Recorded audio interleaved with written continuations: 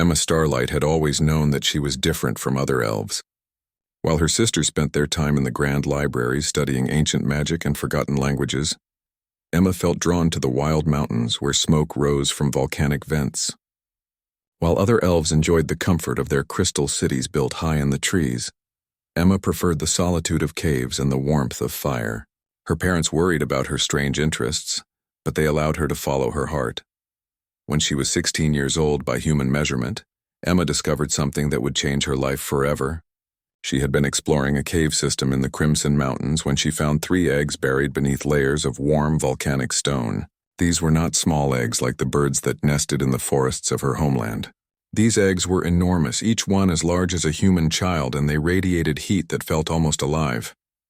Emma knew instantly what they were: dragons, real dragons. The kind that her people had only seen in ancient paintings and old stories. According to elf legend, dragons had disappeared thousands of years ago, hunted to extinction by ancient warriors during the Great War. But here, hidden in the depths of the mountain, 3 eggs remained. She made the decision to stay with the eggs. Emma built a shelter near the cave entrance using branches and stones, and she gathered firewood and food for the long winter months. She spoke to the eggs constantly, telling them stories about her people and her dreams for a world where humans and elves could live together in peace. She kept the area warm by building fires around the eggs, and she protected them from predators that occasionally wandered too close to her shelter. Months passed, and Emma's family sent search parties looking for her. She sent messages back explaining that she had found something important and that she needed to stay in the mountains. Her mother came herself to find her daughter. When she saw the eggs and understood what Emma had found, she made a difficult choice. She allowed Emma to stay but sent supplies and support from the nearest elf settlement. On the first day of spring, after almost a year of waiting, the eggs began to crack. Emma had never experienced anything so beautiful or so terrifying. The first egg, which she called Scarlet, hatched first. The baby dragon emerged covered in wet scales that shimmered red and gold in the morning light. The creature was no bigger than a large dog at first, but Emma could see the power in those eyes. Scarlet looked directly at Emma, and in that moment a bond formed between them that would last forever. Ember hatched next, emerging with a cry that shook the mountain. This dragon was smaller and more delicate than Scarlet, with bright orange and yellow patterns that made her look like living flame. She was curious and energetic, immediately exploring every corner of the shelter and chewing on anything that seemed interesting. Storm was the last to hatch. This dragon came out slowly and carefully, as if the baby creature was considering every movement. Storm's scales were dark gray and black, almost impossible to see in shadow. Unlike the other 2, Storm was quiet and observant, studying Emma with intelligence that seemed almost human.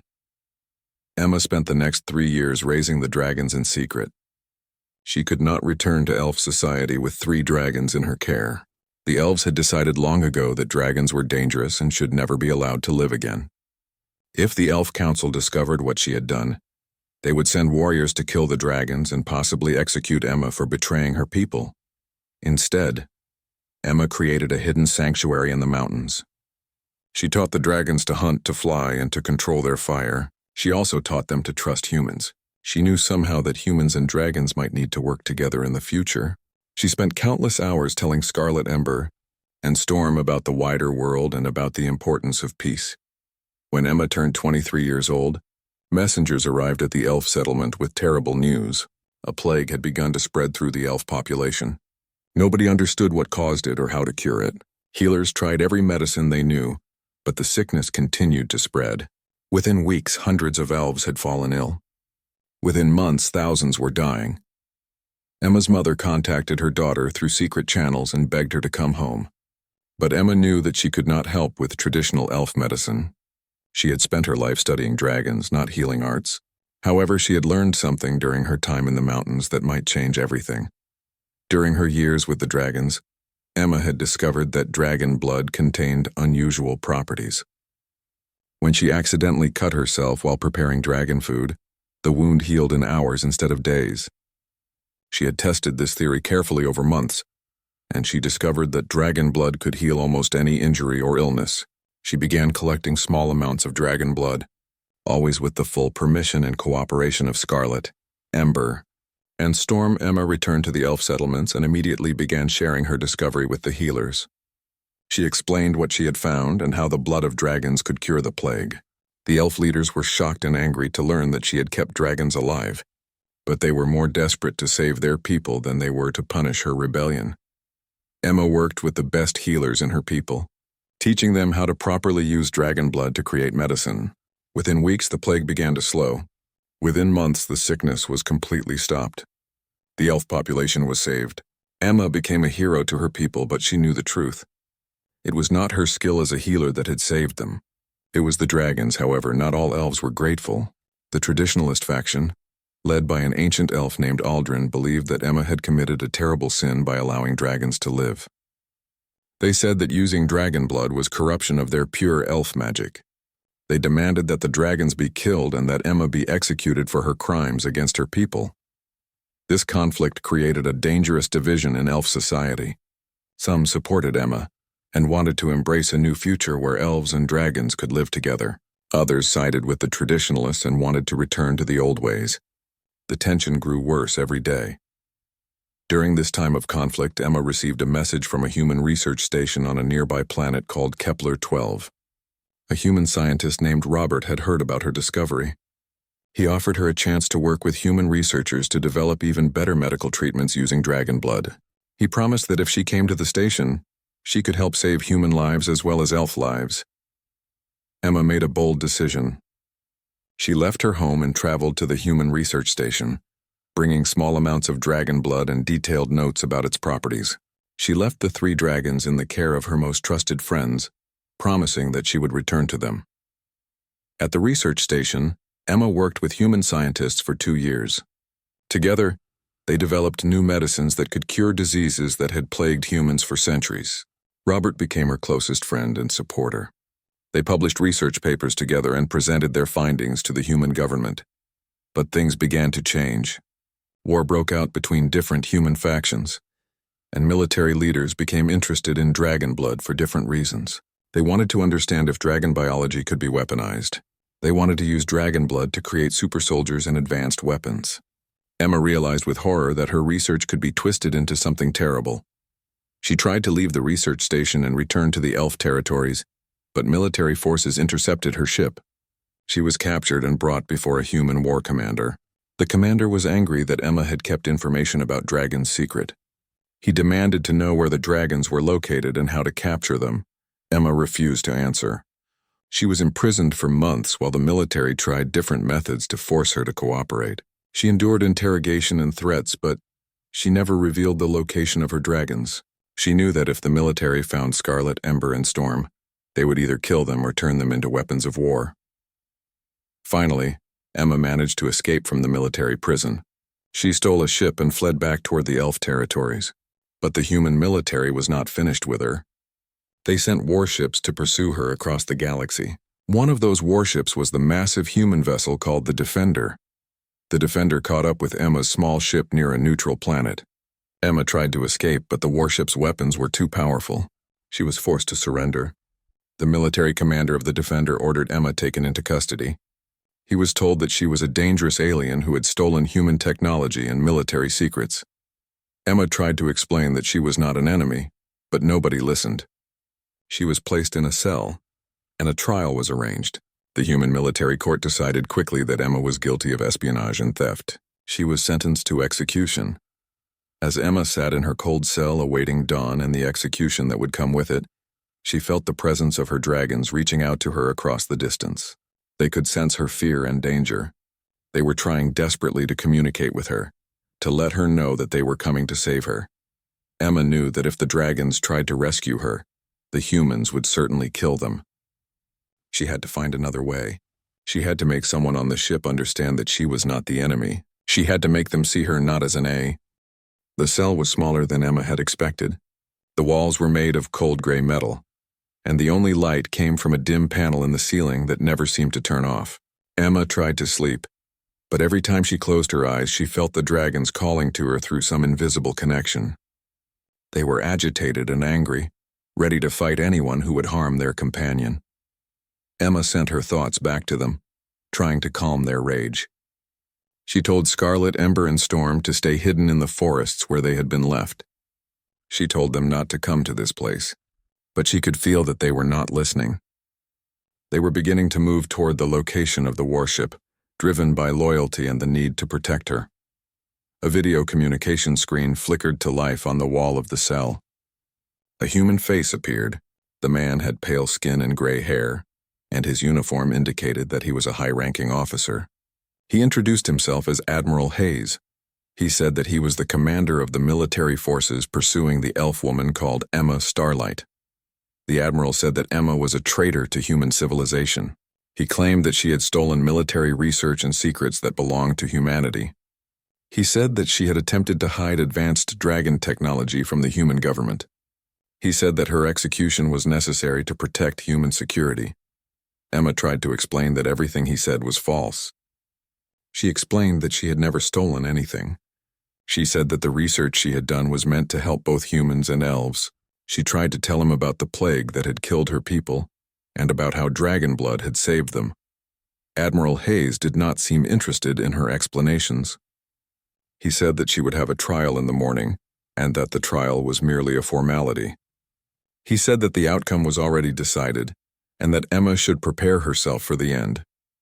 He also warned her that if she tried to escape, or if she attempted to harm anyone on his ship, the consequences would be severe. The admiral's face disappeared from the screen, leaving Emma alone with her thoughts and the constant hum of the ship's engines. She sat on the narrow bed and tried to think of a solution to her impossible situation. Hours passed. Emma tried to meditate the way the elder elves had taught her, calming her mind and searching for inner peace. But peace was difficult to find when she knew that her dragons were racing toward danger. She could feel Scarlet's fierce loyalty pulling at her consciousness. She could sense Ember's reckless courage preparing for battle. She could feel Storm's quiet determination to protect her no matter what the cost. The cell door suddenly opened. A human soldier entered, and Emma's heart jumped with fear. But the soldier was younger than most of the others she had seen. His name tag read Morgan, and he looked uncomfortable being in the cell alone with her. Soldier Morgan told Emma that he had been ordered to bring her to the trial chamber. He said that it was time. Emma stood up and followed him, her pointed ears picking up the sounds of the warship all around them. She could hear the footsteps of other soldiers and the mechanical sounds of the ship's systems. As they walked through the corridors, Emma tried to observe everything she could. She noted the location of ventilation shafts and maintenance panels. She counted the number of guards they passed and studied their patrol patterns. Even though her situation seemed hopeless, she was preparing for the possibility of escape. The trial chamber was large and filled with human military officers. Admiral Hayes sat at the front of the room and several other officers flanked him. Emma was positioned in the center of the chamber, and she could see that the outcome was already decided. The officers looked at her with disgust and anger. Nobody looked at her with curiosity or openness. A human legal officer read a list of charges. Emma was accused of espionage, theft of military property, treason against human civilization, and conspiracy to hide alien weapons technology. The charges were long and serious, and Emma could see that this trial was nothing more than theater. The officers had already decided to execute her. Emma was allowed to speak in her own defense. She stood and explained her story carefully. She told the officers about her people and the plague. She explained that dragons were not weapons but living creatures deserving of respect and protection. She said that her research had been conducted with the goal of helping people, not harming them. She told the court that she had never intended to cause harm to humans or elves. Some of the officers seemed moved by her words. But Admiral Hayes was not one of them. He stood up and declared that Emma's testimony was just lies and manipulation. He said that elves could never be trusted, and that dragons were a threat to human security. He pronounced the sentence of death to be carried out at dawn the next morning. Emma was taken back to her cell. This time she was accompanied by a different guard, an older human man named Captain Vincent. He was quiet and professional, but as he locked her in the cell, he whispered something under his breath. Captain Vincent said that not all humans agreed with Admiral Hayes. He said that some officers believed that a true trial should be fair and that witnesses should be heard before judgment was passed. He said that Emma might have friends among the crew if she was willing to take a risk. Emma asked what kind of risk he was talking about. Captain Vincent explained that there was a group of younger officers who believed that peace was possible between humans and other species. He said that Captain Marcus was the leader of this group. He said that Marcus had fought hard against the execution order, but had been overruled by the Admiral. Emma asked why Captain Vincent was telling her this. He said that he had a daughter who was dying from a disease that human doctors could not cure. He said that he had heard that Emma's medicine could help her. He said that if Emma somehow escaped and managed to send the cure for his daughter, he would always be grateful. After Captain Vincent left the cell, Emma felt a small spark of hope.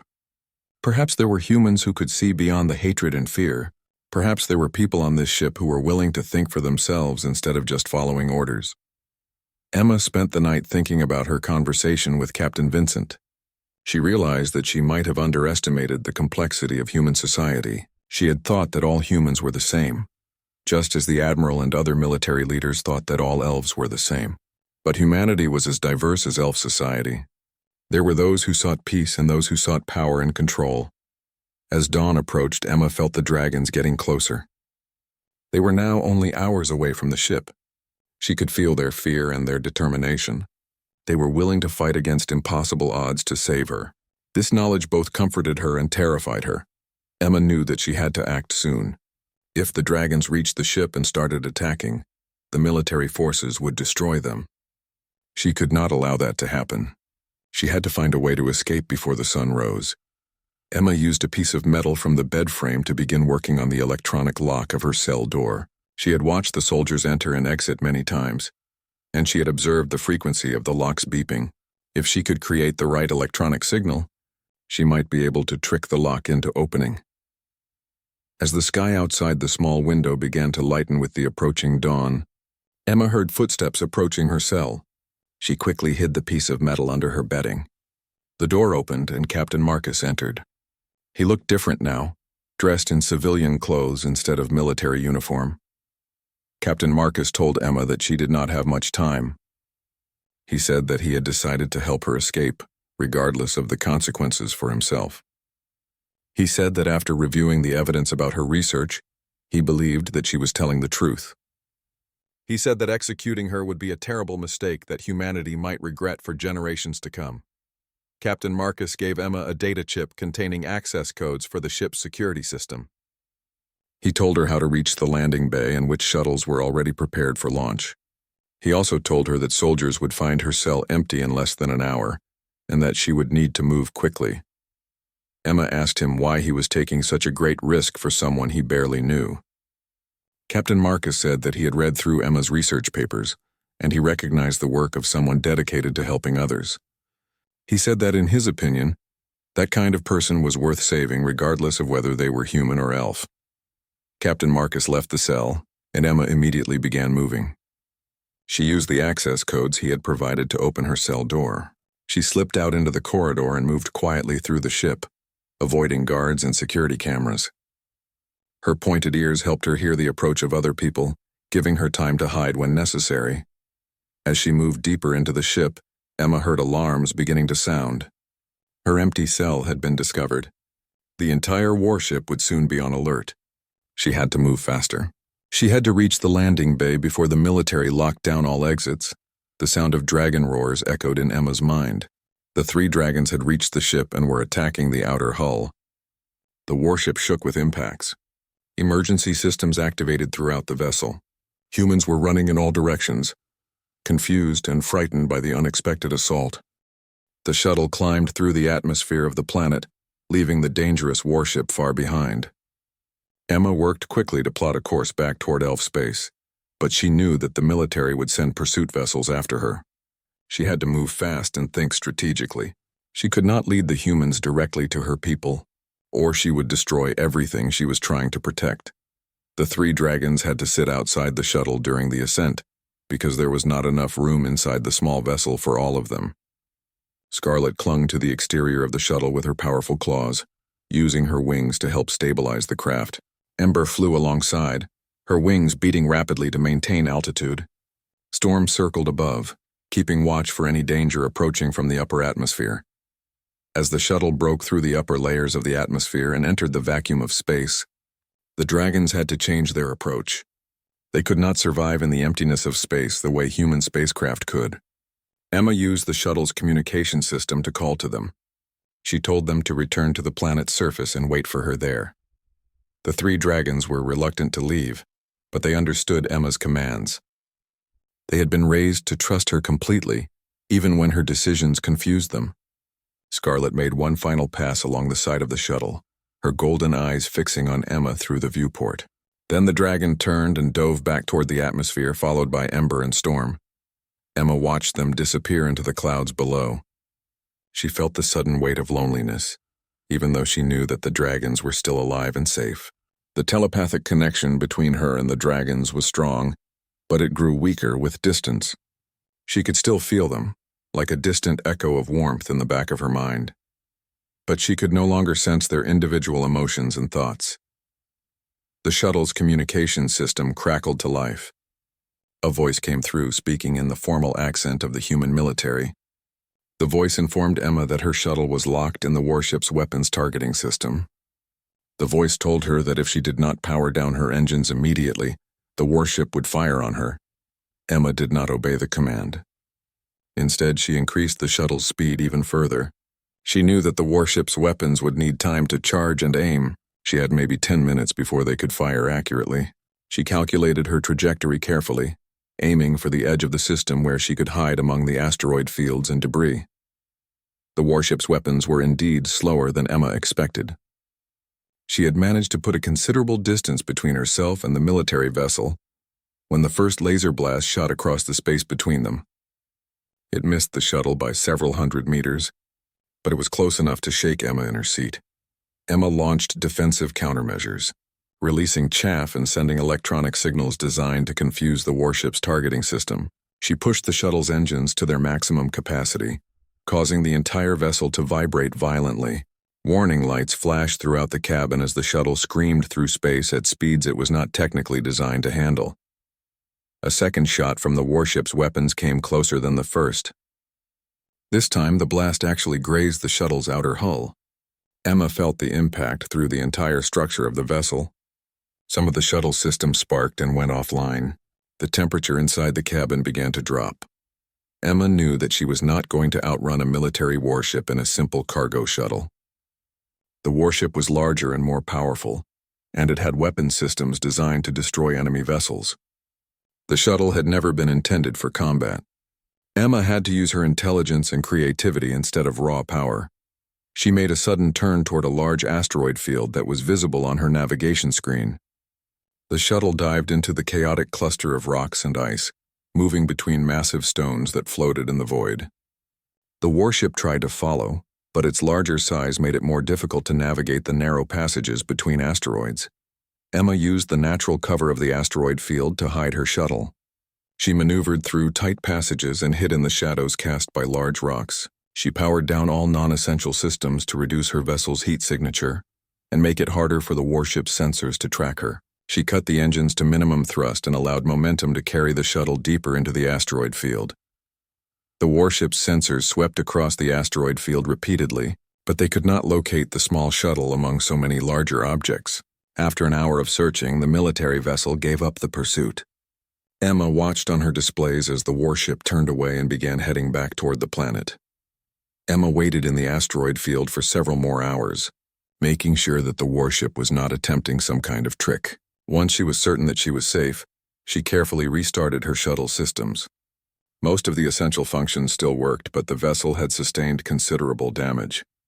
The communication system was completely offline, and one of the engines was running at reduced efficiency. Emma realized that she needed to repair the shuttle before she could attempt any kind of long journey. She also needed to collect her 3 dragons and figure out her next move. She plotted a course back toward the planet where she had left Scarlet, Ember, and Storm. As she approached the planet's atmosphere, Emma felt the dragon's presence growing stronger in her mind. They were waiting for her. Perched on a high mountain overlooking a vast forest, she could feel their relief at sensing her survival. Scarlet's fierce joy was like an explosion of warmth in Emma's consciousness.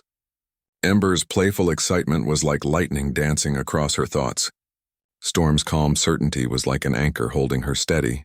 Emma landed the shuttle in a clearing near where the dragons waited. As soon as she opened the hatch, the three creatures rushed toward her. Scarlet arrived first, her massive body nearly knocking Emma off her feet as the dragon pressed her head against the elf woman's shoulders. Ember coiled around them both, making happy, chirping sounds. Storm stood back for a moment, studying Emma with those intelligent gray eyes. Before approaching and gently touching her nose to Emma's forehead, Emma spent the first few hours reunited with the dragons, just holding them and letting them know that she was safe. She fed them meat from the shuttle's emergency supplies, and they told her through their mental connection about their flight through the atmosphere and their landing on the planet. As night fell, Emma sat between the three dragons and looked up at the stars. She thought about everything that had happened and everything that still lay ahead. She was still far from home. The military was still looking for her, and the traditionalist faction of her people was still determined to have her executed for the crime of protecting dragons. Emma made a decision. She could not return directly to the elf territories. If she did, she would lead the human military straight to her people. She would also have to face the traditionalists who wanted her dead. She needed a plan that would solve both problems at the same time. The shuttle could not take her where she needed to go, but it could get her to a neutral space station that she had read about in old texts. The station was called Harmony Point, and it was a meeting place where humans, elves, and other species could interact without fear of violence.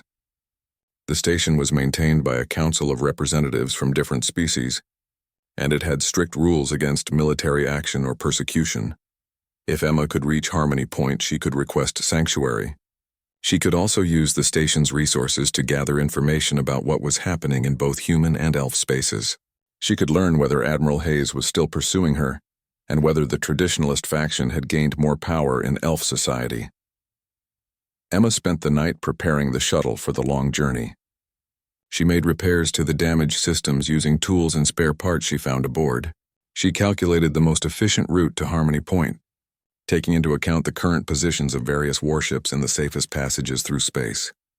The dragons helped her work, using their intelligence to understand what Emma needed.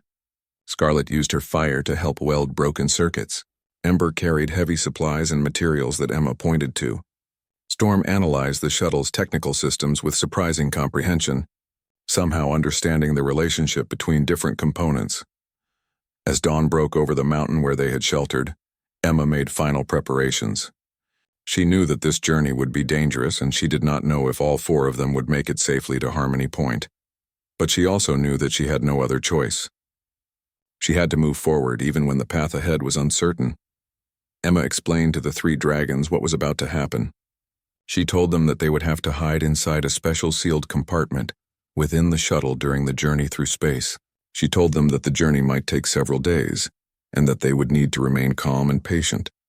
She assured them that she would be close by the entire time, maintaining their telepathic connection. The journey through space was long and filled with tension. Emma sat alone in the pilot's seat, watching the void of space stretch out before her in all directions. Stars shone like distant diamonds, beautiful but cold. The shuttle's damaged engines hummed and sometimes sputtered, reminding her constantly that this vessel was not designed for long journeys. Emma maintained constant telepathic contact with the three dragons in the sealed compartment behind her. She sent them calming thoughts and reassurances. She shared her memories of beautiful places she had visited to help them pass the time. She told them stories about the history of their species and ancient legends about dragons that were fierce and free. Scarlet, Ember, and Storm responded to her thoughts with their own feelings. Scarlet was eager and impatient, wanting to burst out of the compartment and fly through space. Ember was playful, sending Emma images of games and tricks. Storm was peaceful, meditating and accepting the situation with quiet understanding. 3 days into the journey, Emma's sensors picked up something on her long-range scanner. A ship was approaching from behind, moving on an intercept course. Emma's heart jumped with fear. She immediately began analyzing the ship's design and weapons configuration. It was not the human warship that had chased her before. This was a different vessel entirely. Emma hailed the approaching ship on all communication frequencies. A face appeared on her view screen. It was a man with blue skin and yellow eyes. He introduced himself as Captain Zephyr, commander of a merchant vessel called the Wandering Star. He said that he had received a distress beacon from Emma's shuttle and wanted to offer assistance. Emma tried to explain that her shuttle was not in distress, but Captain Zephyr insisted that her vessel's heat signature and power output indicated serious damage. He said that if she continued on her current course, her engines would fail before she could reach her destination. He offered to tow her to Harmony Point where better repairs could be made. Emma was suspicious of the stranger's offer. She had learned in recent weeks that danger could hide behind a friendly smile, but she also knew that Zephyr was correct about her shuttle's condition. The engines were degrading faster than she had anticipated, and she was not certain she could reach Harmony Point on her own power. Emma asked Zephyr what he wanted in exchange for his help. Zephyr said that he wanted nothing except the satisfaction of helping a traveler in need. He said that was the way of merchants who traveled the galaxy. He said that helping others could sometimes lead to profitable opportunities in the future. Emma was still uncertain, but she did not have many options. She agreed to let Captain Zephyr's vessel tow her to Harmony Point. The wandering star moved alongside the shuttle and extended a magnetic tether that connected to Emma's vessel. The towing process was gentle and careful, and soon the shuttle was being pulled through space by the larger ship. Emma invited Captain Zephyr to a video conference so that they could speak privately. The alien captain appeared on her screen again. Emma asked him directly if he was working with the humans or the elf traditionalists. She asked if he had been sent to capture her and her dragons. Captain Zephyr seemed genuinely surprised by the accusation. He said that he had heard stories about an elf woman and 3 dragons, but he had no interest in capturing anyone. He said that he was a simple merchant who believed in free trade and the rights of all species to pursue their own paths. He said that slavery and forced cooperation were against everything he believed in. Emma relaxed slightly, but she remained cautious. She and Captain Zephyr talked for hours as the wandering star pulled her shuttle toward Harmony Point. Zephyr told her about his life as a merchant. He described visiting countless worlds and trading with different species. He explained that in his experience, most beings, regardless of their origin or appearance, wanted the same basic things: safety, food, and the freedom to choose their own destiny. Zephyr told Emma that he had heard about the conflict between humans and elves. He said that he believed the conflict could have been avoided if both species had taken the time to understand each other. He said that most wars started because of fear and misunderstanding, not because any side was genuinely evil. Emma asked Zephyr if he would help her. She explained her situation briefly, leaving out details about the dragons. She said that she needed to reach Harmony Point and request sanctuary. She said that she had information that could help create peace between humans and elves. Captain Zephyr agreed to help her reach Harmony Point safely. He also offered to use his merchant connections to gather information about what was happening in both human and elf spaces. He said that he had contacts on various stations who heard gossip and news from different worlds. The wandering star arrived at Harmony Point 2 days later. Emma had never seen anything like the space station before. It was enormous, a massive structure that appeared to be made of different materials welded together. The station rotated slowly, creating artificial gravity for the inhabitants. Ships of a dozen different designs were docked at various ports. Species that Emma had never encountered before moved through the transparent observation areas. Captain Zephyr helped Emma navigate the bureaucratic process of claiming sanctuary. The station's governing council reviewed her case carefully. Emma presented evidence of her research and explained that she feared for her safety from both human and elf factions. The council agreed to grant her temporary sanctuary for 30 days, during which time she could make her formal case to both governments. Emma was assigned a secure chamber where she could keep her dragons. The space was far more comfortable than the compartment in the shuttle. Climate controls kept the temperature perfect for dragon comfort. There was enough space for all 3 creatures to stretch out their wings and move around. There was also a secure viewport where Emma could stand and look out at the vast expanse of space and the stars beyond. When Emma finally released the dragons from their confined space, they celebrated with a mix of joy and relief. Scarlet immediately flew to the viewport and pressed her face against the transparent material, staring out at the stars. Ember rolled and played across the floor, making happy sounds. Storm walked carefully around the chamber, exploring every corner with methodical precision. Emma spent the next week preparing her formal case to present to both the human and elf governments.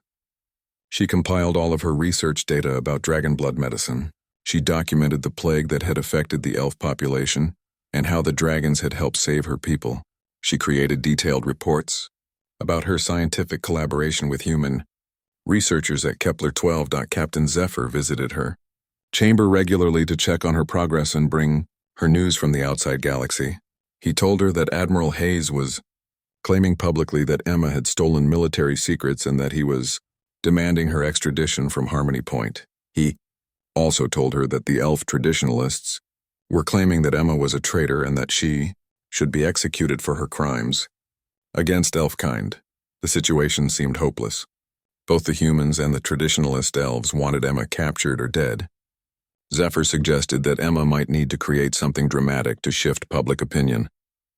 He said that the governments might not listen to her, but if she could make the general population understand her story, then their leaders would have no choice but to listen. Emma thought about Zephyr's suggestion for days. She realized that she needed to do something bold and unexpected. She needed to make the entire galaxy aware of what was really happening.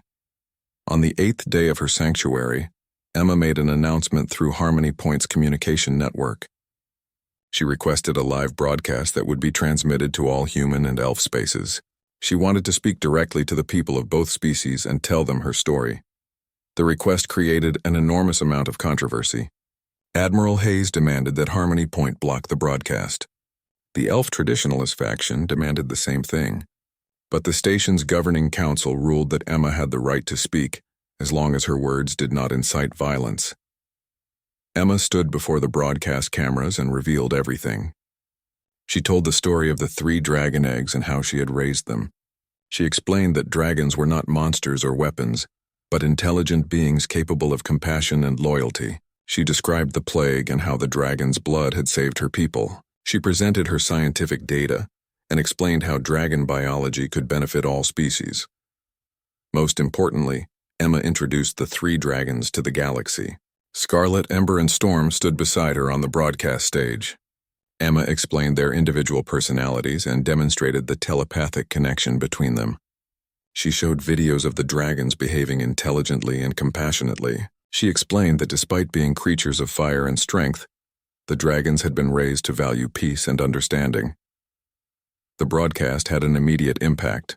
Thousands of humans and elves who had never understood Emma's situation suddenly found themselves moved by her story. People began protesting against Admiral Hayes' campaign to capture her. The elf leadership began reconsidering the position of the traditionalists. Public opinion began to shift in Emma's favor. Emma's small shuttle once again cut through the darkness of space, this time piloted by a woman who had learned more about herself and the galaxy in just a few weeks than she had learned in her entire previous life. The 3 dragons were no longer hidden in a sealed compartment. They flew outside the shuttle, their powerful wings propelling them through the vacuum with a grace that seemed impossible. They had adapted to survive in space, their biology proving to be far more resilient and unusual than any scientist had previously documented. Emma guided the shuttle toward the elf territories first. She had chosen this destination deliberately, knowing that she had to face her own people and the traditionalists who wanted her dead. She could not build a lasting peace between humans and elves if she did not first reconcile with her own kind. As the shuttle approached the elf homeworld, Emma sent out a communication signal requesting a landing permit. For several minutes there was no response. Then a voice came through the communication system. It was Speaker Aldrin, the leader of the traditionalist faction. Aldrin demanded to know who was requesting landing permission. When Emma identified herself, there was a long pause. Aldrin said that Emma was not welcome on the elf homeworld. He said that she was a traitor and that she would be arrested immediately upon landing. He said that the traditionalists had convinced the elf government that Emma must be executed for her crimes against their people. Emma remained calm. She told Aldrin that she was landing regardless of his objections. She said that she had come to deliver dragon blood medicine that would help cure several diseases that still plagued the elf population. She said that she was also coming to present proof that humans and elves could work together toward a common goal. Aldrin said that he did not care about Emma's medicines or her proof of cooperation. He said that allowing dragons to live was a perversion of elf kind. He said that working with humans was betrayal of everything that elves stood for. He said that Emma would face execution as soon as she landed. Emma turned off the communication system. She knew that Aldrin was not going to listen to reason. She had to demonstrate through action, not words, that she was right about the dragons and about human cooperation. The shuttle landed at the primary elf settlement, despite the threats from Aldrin and the traditionalists. Emma opened the hatch and stepped out onto the landing platform. Hundreds of elf warriors were waiting for her, armed with weapons designed to kill dragons. Speaker Aldrin stood at the front of the group, his ancient face filled with rage and determination. The 3 dragons descended from the sky and landed on the platform beside Emma. Scarlet's massive form stretched to its full height, her crimson scales reflecting the light of the elf world's primary sun. Ember crouched down beside Emma, ready to defend her if the elves attacked. Storm remained calm and composed, studying the assembled warriors with intelligent gray eyes. Emma raised her voice so that all the elves could hear her. She told them that they could attack the dragons if they wanted to, but doing so would prove that she was right about everything. She said that if elves refused to open their minds to new possibilities, then their people would never grow or change. She said that staying trapped in the past would eventually lead to extinction, just as surely as any plague or disease. Aldrin shouted an order, and the elf warriors began to advance on Emma and the dragons. But before they could reach her, something unexpected happened. One of the warriors stepped out of the formation and removed her helmet. It was Emma's mother. Emma's mother had aged since Emma had last seen her. There were new lines on her face and gray in her hair, but her eyes were bright and determined. She stood between her daughter and the approaching warriors, holding up her hands to stop them. Emma's mother said that Aldrin was wrong. She said that she had seen the broadcast about her daughter and the dragons. She said that Emma had never acted out of malice or a desire to harm her people. She said that Emma had only ever tried to help. She said that the elves needed to evolve and accept that dragons could be allies instead of enemies. Other elf warriors began to step out of their formation and remove their helmets. One after another, they began to defect from Aldrin's cause. They said that they had watched the broadcast and read the evidence about Emma's research. They said that they were willing to give the dragons a chance. Within minutes, only about half of the original warriors remained loyal to Aldrin. The speaker realized that he was losing control of the situation. He made a desperate decision. He drew a weapon from his belt and aimed it directly at Emma's heart. Scarlet moved faster than anyone could have anticipated. The great dragon threw herself in front of Emma, taking the blast that Aldrin had fired. The weapon was designed to kill dragons, and it struck Scarlet with tremendous force.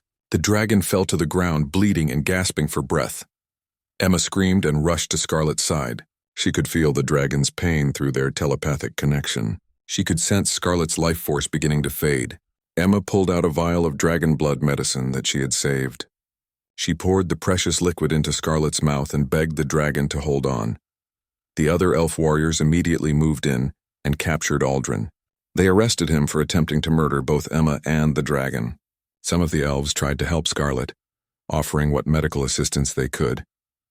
Emma maintained a constant telepathic connection with Scarlet, sending all of her love and strength to the wounded dragon. She could feel Ember and Storm's fear and anger at seeing their companion injured. She sent them thoughts of calm and assurance, even though she was terrified of losing Scarlet.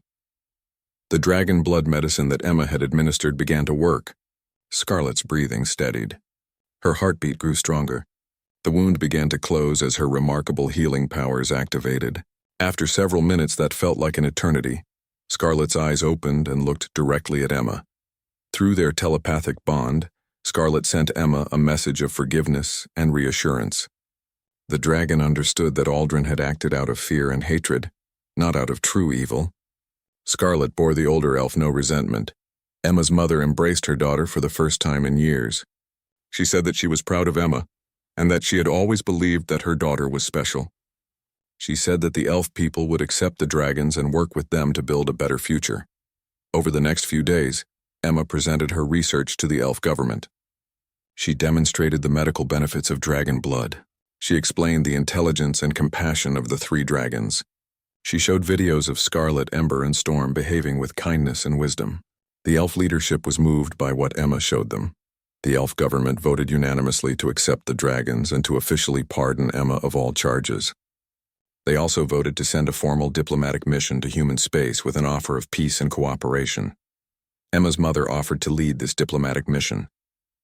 Emma agreed, but she insisted that Scarlet, Ember, and Storm be recognized as ambassadors as well. She wanted the entire galaxy to understand that peace between species was possible. While preparations were being made for the diplomatic mission to human space, Captain Zephyr arrived at the elf settlement. He brought news that the dragon blood medicines he had delivered had already begun to save human lives. He said that hospitals and research institutions on human worlds were praising Emma's work. He said that public pressure was growing on Admiral Hayes to end his campaign against Emma. Zephyr also brought a personal message from Captain Marcus. Marcus said that he was grateful to Emma for helping him understand that true leadership meant making difficult choices for what was right, not what was easy. Marcus said that he was working within the human military to promote peace and cooperation. He said that he hoped to meet Emma in person to thank her for everything she had done. Emma's heart was filled with joy at hearing this news. She realized that even in the midst of conflict and danger, there were always people on both sides who wanted peace and understanding. Those people were often afraid to speak up, but when they saw someone else taking a bold stand, they found the courage to join in. Emma, her mother, and her 3 dragons prepared for the journey to human space. The diplomatic mission was planned to be one of the most important events in the history of both species. If successful, it could lead to lasting peace and cooperation between humans and elves. Before leaving the elf homeworld, Emma visited Aldrin in the prison where he was being held. She told the old elf that she did not hate him. She said that she understood that he had acted out of fear for the future of their people.